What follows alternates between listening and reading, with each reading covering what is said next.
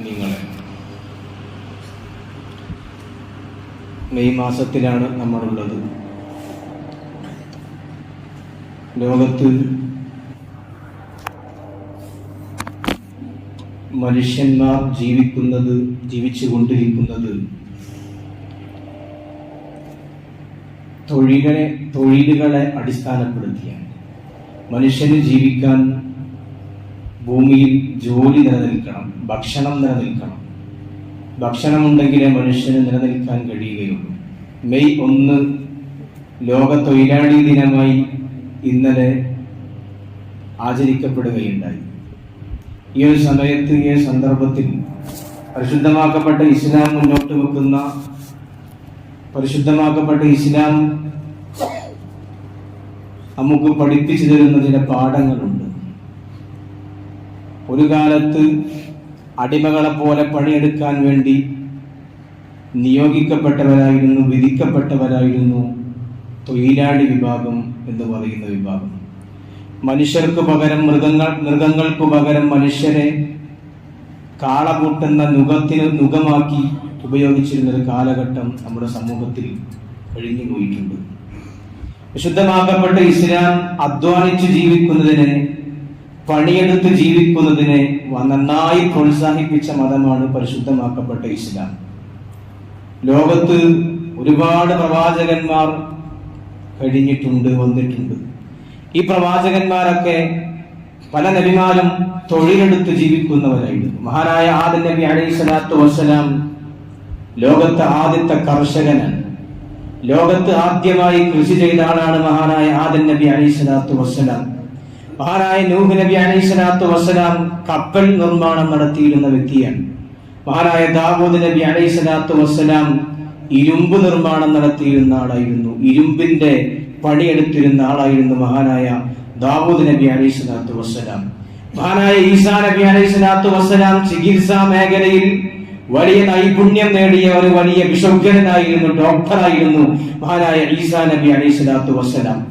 ഇങ്ങനെ വിവിധങ്ങളായ സാമൂഹികമായ കാര്യങ്ങളിൽ ഇടപെട്ട് ജീവിച്ചിരുന്ന ആളുകളായിരുന്നു മഹാന്മാരായ അമ്പിയാക്കന്മാർ, മഹാന്മാരായ പ്രവാചകന്മാർ. വിവിധങ്ങളായ തൊഴിലുകൾ, ജോലികൾ മനുഷ്യന് ചെയ്യേണ്ടി വരും. അവന്റെ കുടുംബത്തെ പോറ്റാൻ, അവന്റെ കുടുംബത്തിന്റെ, മക്കളുടെ, ഭാര്യയുടെ, ഉമ്മയുടെ, ബാപ്പയുടെ ചെലവുകൾ നോക്കാൻ അവനക്ക് അധ്വാനിക്കേണ്ടി വരും. എന്നാൽ പരിശുദ്ധമാക്കപ്പെട്ട ഇസ്ലാം തൊഴിലാളികൾക്ക് നൽകിയ അവകാശങ്ങളുണ്ട്. ഒരാൾ മറ്റൊരാളെ കൊണ്ട് തന്റെ വീട്ടിൽ പണിയെടുപ്പിക്കുമ്പോ, ഒരാൾ തന്റെ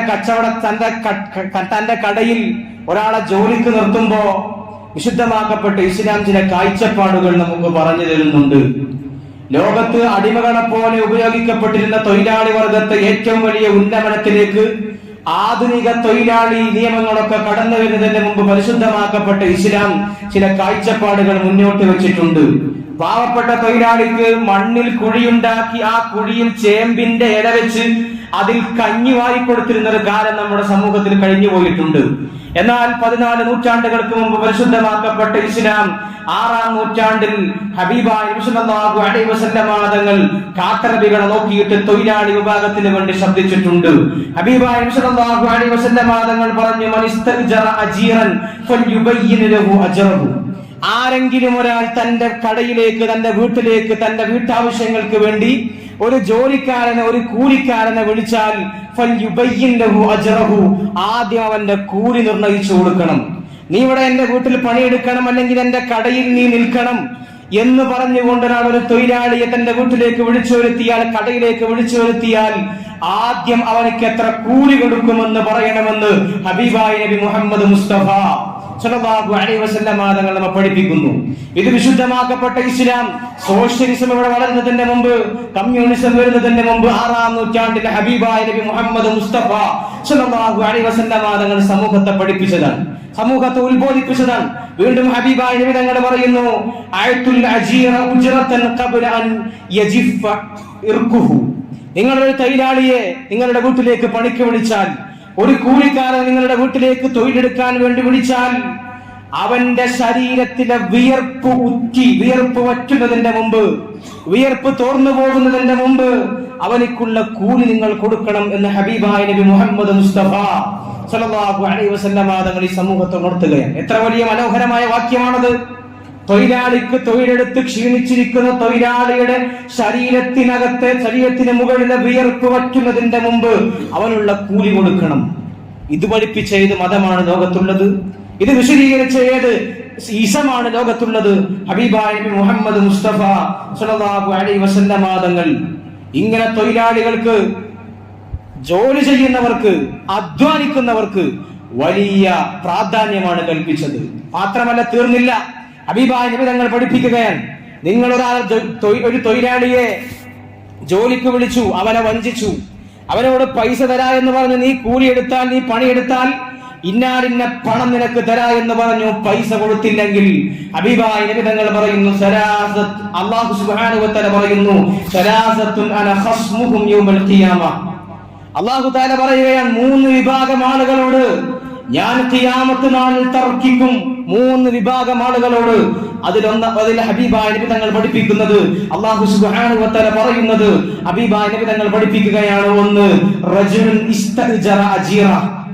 ഒരാളെ കൂലിക്ക് വിളിച്ചു, പണിക്ക് വിളിച്ചു, വീട്ടിലേക്ക് പണിക്ക് വിളിച്ചു, അവനിക്ക് ഫലം യുഅ്തിഹി അജ്റഹു, അവനിക്ക് അവന്റെ കൂലി കൊടുത്തില്ല. തൊഴിലാളിയെ തന്റെ വീട്ടിലേക്ക് വിളിച്ചു വരുത്തി പണിയെടുപ്പിച്ചിട്ട് പൈസ കൊടുക്കാത്ത ആളുകൾ, അവരെ നാളെ ഖിയാമത്ത് നാളിൽ അവരോട് അല്ലാഹു സുബ്ഹാനഹു വ തആല തർക്കിക്കും എന്ന് ഹബീബായ നബി മുഹമ്മദ് മുസ്തഫ സല്ലല്ലാഹു അലൈഹി വസല്ലം തങ്ങൾ നമ്മെ പഠിപ്പിക്കുകയാണ്. അതുകൊണ്ട് വിശുദ്ധമാക്കപ്പെട്ട ഇസ്ലാം തൊഴിലാളികൾക്ക്, അധ്വാനിച്ച് ജീവിക്കുന്ന ആളുകൾക്ക്, കർഷകർക്ക്, കച്ചവടം ചെയ്യുന്ന ആളുകൾക്ക്, ബിസിനസ് ചെയ്യുന്ന ആളുകൾക്ക് വിശുദ്ധമാക്കപ്പെട്ട ഇസ്ലാം വലിയ പ്രാധാന്യം നൽകിയിട്ടുണ്ട്. അല്ലാഹുവിന്റെ റസൂൽ തങ്ങൾ പറഞ്ഞത്, നിങ്ങൾക്കാർക്കെങ്കിലും ഭൂമിയുണ്ട്, ആ ഭൂമിയുണ്ടെങ്കിൽ അവന് ഭൂമിയുണ്ടെങ്കിൽ അവന് കൃഷി ചെയ്യണം. അവന് കൃഷി ചെയ്യാൻ കഴിയില്ലെങ്കിൽ അത് കൃഷി ചെയ്യുന്ന ആളുകൾക്ക് വായ്പക്കെങ്കിലും കൊടുക്കണമെന്ന് ഹബീബായ നബി മുഹമ്മദ് മുസ്തഫ സല്ലല്ലാഹു അലൈഹി വസല്ലം തങ്ങൾ പഠിപ്പിക്കുകയാണ്. ഇത്ര വലിയ മനോഹരമായ മതം നമുക്ക് ഏത് ലോകത്താണ് കാണാൻ കഴിയുക? അതുകൊണ്ടാണ് വിശുദ്ധമാക്കപ്പെട്ട ഇസ്ലാം അധ്വാനിച്ച് ജീവിക്കുന്നതിന് വലിയ പ്രതിഫലം കണക്കാക്കിയത്. ഒരാൾ അധ്വാനിച്ച് പണിയെടുക്കാൻ ശേഷിയുള്ള ആൾ യാചന നടത്തരുത് എന്ന് വിശുദ്ധമാക്കപ്പെട്ട ഇസ്ലാം കൽപ്പിക്കുകയാണ്. ആളുകളുടെ മുമ്പിൽ പോയി കൈ നീട്ടി യാചിക്കരുത്. അത് ഇസ്ലാം പ്രോത്സാഹിപ്പിക്കുന്നില്ല. യാചനയെ ഇസ്ലാം പ്രോത്സാഹിപ്പിക്കുന്നില്ല. അല്ലാഹുവിന്റെ റസൂൽ പറയുന്നു, മാ യസാലു റജുലു യസ്അലു നാസ ഹത്താ യഅതി യൗമൽ ഖിയാമ ലൈസ ഫീ വജ്ഹിഹി മുർഗത്തു ലഹ്മിൻ. ഒരാൾ ആളുകളോട് ഇങ്ങനെ യാചന നടത്തുകയാണ്, ചോദിക്കുകയാണ്, എനിക്ക് കുറച്ച് പൈസ തരൂ എന്ന് പറഞ്ഞ് ആളുകളോട് യാചന നടത്തുന്ന ആളുകൾ, അവൻ നാളെ ഖിയാമത്ത് നാളിൽ വരുമ്പോൾ അവന്റെ മുഖത്ത് ഒരു തരി അറച്ചി പോലും ഉണ്ടാവില്ല, എല്ലിന്റെ കോലമായിരിക്കും അവന്റെ മുഖത്തുണ്ടാവുക എന്ന് ഹബീബായ നബി മുഹമ്മദ് മുസ്തഫ സല്ലല്ലാഹു അലൈഹി വസല്ലം തങ്ങൾ പഠിപ്പിക്കുന്നു. ഇതാണ് പറഞ്ഞത്, അധ്വാനിച്ച് ജീവിക്കാൻ കഴിവുള്ള ആളുകൾ അധ്വാനിച്ച് ജീവിക്കണം, ശരീരത്തിൽ നിന്ന് വിയർപ്പൊഴുക്കണം. ഹബീബായ നബി തങ്ങൾ ഈ യാചനയെ തീർത്തും പ്രോത്സാഹിപ്പിച്ചിട്ടില്ല. നബി തങ്ങൾ മറ്റൊരു ഹദീസിൽ പറയുന്നുണ്ട്, മൻ സഅലന്നാസ അംവാലഹും തകസ്സുറ. ആരെങ്കിലും ഒരാൾ ജനങ്ങളോട് പൈസ ഇങ്ങനെ ചോദിച്ചു, തകസ്സുറൻ, ആവശ്യമുണ്ടായിട്ടല്ല, പൈസ ഇനിയും വേണം എന്ന ചിന്ത കൊണ്ട്. യാചകന്മാരങ്ങനെയാണ്. യാചനക്കിറങ്ങിക്കഴിഞ്ഞാൽ, ആളുകളോട് യാചനക്ക് ചോദിക്കാൻ ഇറങ്ങിക്കഴിഞ്ഞാൽ പിന്നെ ആവശ്യം തീർന്നാൽ പോലും അത് നിർത്താൻ തോന്നില്ല. അത് മനുഷ്യന്റെ ഒരു പ്രകൃതമാണ്. ഒരാൾ യാചനക്കിറങ്ങിയാൽ അയാൾക്ക് ചിലപ്പോൾ ഒരു പക്ഷേ അത് നിർത്താൻ തോന്നില്ല, മനസ്സ് വരില്ല. ഹബീബായ നബി തങ്ങൾ പറയാൻ, മൻ സഅലന്നാസ തകസ്സുറൻ, ആരെങ്കിലും പൈസ വീണ്ടും വീണ്ടും കിട്ടാൻ വേണ്ടി ആളുകളോട് യാചന നടത്തിയാൽ ഫഇന്നമാ യസ്അലു ജംറ ജഹന്നമ, അവൻ ചോദിക്കുന്നത് നരകത്തിന്റെ കട്ടയാണ്, നരകത്തിന്റെ കല്ലുകളാണ് അവൻ ചോദിക്കുന്നത്. വീണ്ടും വീണ്ടും സമ്പാദിക്കാൻ, പൈസ ഉണ്ടാക്കാൻ ആളുകളോട് യാചന നടത്തുന്ന ആളുകൾ, അവർ ഗൗരവത്തോടു കൂടെ ചിന്തിക്കേണ്ടത് ഒരു ഹദീസാണിത്. അതുകൊണ്ട് അധ്വാനിക്കാൻ കഴിവുള്ള ആളുകൾ അധ്വാനിക്കണം, പണിയെടുത്ത് ജീവിക്കണം. അതാണ് വിശുദ്ധമാക്കപ്പെട്ട ഇസ്ലാം പഠിപ്പിച്ചത്. അങ്ങനെ അധ്വാനിച്ച് ജീവിച്ചാൽ അവനിക്ക് എല്ലാത്തിനും കൂടിയാണ്. ഒരാൾ രാവിലെ മുതൽ വൈകുന്നേരം വരെ പണിയെടുക്കുകയാണ്, അധ്വാനിക്കുകയാണ്, ഭാര്യക്ക് തിന്നാൻ കൊടുക്കാൻ വേണ്ടി, മക്കൾക്ക് തിന്നാൻ കൊടുക്കാൻ വേണ്ടി രാവിലെ മുതൽ വൈകുന്നേരം വരെ സൂര്യന്റെ ചൂടേറ്റുകൊണ്ട് അവൻ വിയർപ്പൊഴുക്കുന്നുണ്ടെങ്കിൽ അതിന് കൂലിയുണ്ട്. നീയത്ത് നന്നാക്കണം. ഇന്നമൽ അഅ്മാലു ബിന്നിയാത്ത്. അല്ലാഹുവേ, ഞാൻ ഈ പണിയെടുക്കുന്നത് നീ പറഞ്ഞിട്ടുണ്ട് എന്റെ ഭാര്യക്ക് തിന്നാൻ കൊടുക്കണമെന്ന്, എന്റെ മക്കളുടെ വിശപ്പ് അവരുടെ പശി അടക്കണമെന്ന് നീ കൽപ്പിച്ചിട്ടുണ്ട്. നിന്റെ കൽപ്പനക്ക് വഴിപ്പെട്ടുകൊണ്ടാണ് ഞാൻ ഇവിടെ പണിയെടുക്കുന്നത്, ഞാൻ ഈ കൃഷി ചെയ്യുന്നത്, ഞാൻ ഈ കച്ചവടം ചെയ്യുന്നത് എന്ന നല്ല നീയത്തോടെ ഒരാൾ കച്ചവടം ചെയ്താൽ, കൃഷി ചെയ്താൽ, എന്ത് ഹലാലായ ജോലി ചെയ്താലും അതിന് കൂലിയുണ്ട് എന്നാണ്, അതിന് പ്രതിഫലമുണ്ട് എന്നാണ് ഹബീബായ നബി തങ്ങൾ പറയുന്നു. ഇന്നക ലൻ തുൻഫിഖ നഫഖതൻ തബ്തഗി ബിഹാ വജ്ഹല്ലാഹ്. അല്ലാഹുവിന്റെ കൂലി പ്രതീക്ഷിച്ചുകൊണ്ട്, അല്ലാഹുവിന്റെ തൃപ്തി പ്രതീക്ഷിച്ചുകൊണ്ട് നിങ്ങൾ കൊടുക്കുന്ന ഓരോ ചെലവഴിക്കലുകൾക്കും കൂലിയുണ്ട്. ഹത്താ മാ തജ്അലു ഫീ ഇംറഅതിക. നീ നിന്റെ ഭാര്യയുടെ ഭാര്യയുടെ വായയിൽ വെച്ചു കൊടുക്കുന്ന ചോറ്റുരുളക്ക് പോലും കൂലിയുണ്ട്. യഥാർത്ഥത്തിൽ ഭാര്യക്ക് തിന്നാൻ കൊടുക്കുക എന്നത്, മക്കൾക്ക് തിന്നാൻ കൊടുക്കുക എന്നത്, അവർക്ക് ഭക്ഷണം കൊടുക്കുക എന്നത് ഒരു മുസ്ലിമിന്റെ നിർബന്ധ ബാധ്യതയാണ്. ആ ഭക്ഷണം കൊടുക്കുന്നതിനോ പോലും കൂലിയുണ്ട്. മക്കൾക്ക് തിന്നാൻ കൊടുക്കുന്നതിന്, ഭാര്യക്ക് തിന്നാൻ കൊടുക്കുന്നതിന് കൂലിയുണ്ട് എന്ന് പഠിപ്പിച്ച മതമാണ് പരിശുദ്ധമാക്കപ്പെട്ട ഇസ്ലാം.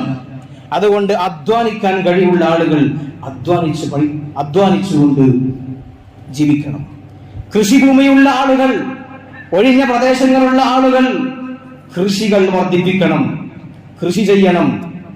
നമ്മുടെ വീടുകളിൽ, നമ്മുടെ പരിസരങ്ങളിലൊക്കെ ഒഴിഞ്ഞ സ്ഥലങ്ങൾ ഉണ്ടാവും. ആ ഒഴിഞ്ഞ സ്ഥലങ്ങളിൽ കൃഷി ചെയ്യാൻ കഴിവുണ്ടെങ്കിൽ കൃഷി ചെയ്യണം. വിശുദ്ധമാക്കപ്പെട്ട ഇസ്ലാം നന്നായി പ്രോത്സാഹിപ്പിച്ചതാണ് കൃഷിയെ.